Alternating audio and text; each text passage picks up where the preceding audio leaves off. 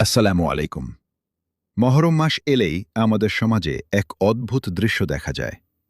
একদিকে ত্যাগের মহিমা, অন্যদিকে শোক পালনের নামে অতিরঞ্জিত কিছু কর্মকাণ্ড। প্রশ্ন জাগে, আশুরার দিন কি মাতলামির দিন, নাকি শোকের নামে বাড়াবাড়ি করার দিন? আজ আমরা জানব আশুরার আসল তাৎপর্য এবং আমাদের করণীয় কি। আশুরা মানেই কারবালার সেই হৃদয় বিদারক ঘটনা, যেখানে সত্য ও ন্যায়ের পথে অটল থেকে হজরত ইমাম হোসেন রাদিয়াল্লাহু আনহু তার পরিবারসহ শাহাদাত বরণ করেছিলেন। এটি ছিল অন্যায়ের বিরুদ্ধে ত্যাগের সর্বোচ্চ উদাহরণ। কিন্তু দুঃখজনকভাবে আজকের যুগে অনেকে এই শোক পালন করতে গিয়ে শরীর ক্ষতবিক্ষত করা, মাতলামি বা অসংলগ্ন আচরণে লিপ্ত হন।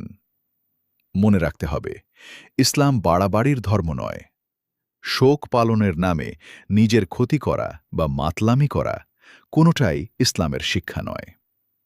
বরং ইসলাম আমাদের শিখিয়েছে সবর বা ধৈর্য ধারণ করতে। ইমাম হোসেন রাদিয়াল্লাহু আনহু যদি আজ জীবিত থাকতেন, তিনি কি তার অনুসারীদের অসংলগ্ন আচরণ বা ইসলামের পরিপন্থী কোনো কাজ করতে দিতেন? কখনোই না। তিনি নিজের জীবন দিয়ে গেছেন ইসলামের আদর্শ রক্ষার জন্য। আর সেই আদর্শ রক্ষা করাই আমাদের মূল শোক পালন। তাহলে আশুরার দিন আমাদের করণীয় কি?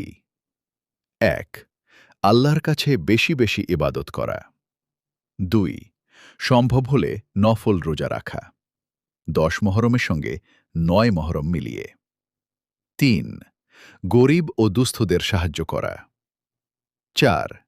ইমাম হোসেন রাদিয়াল্লাহু আনহু এর জীবনের সত্যনিষ্ঠা ও সাহসিকতার কথা স্মরণ করা এবং সেই অনুযায়ী নিজের জীবন গড়া।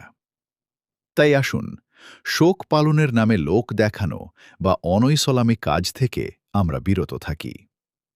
সত্যিকারের শোক পালন করতে হয় হৃদয়ের গভীরতা দিয়ে, বাড়াবাড়ি দিয়ে নয়।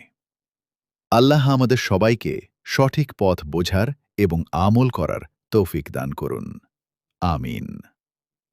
ভালো লাগলে অবশ্যই আমাদের চ্যানেলটি সাবস্ক্রাইব করবেন এবং পাশে থাকা বেল আইকনটি ক্লিক করবেন।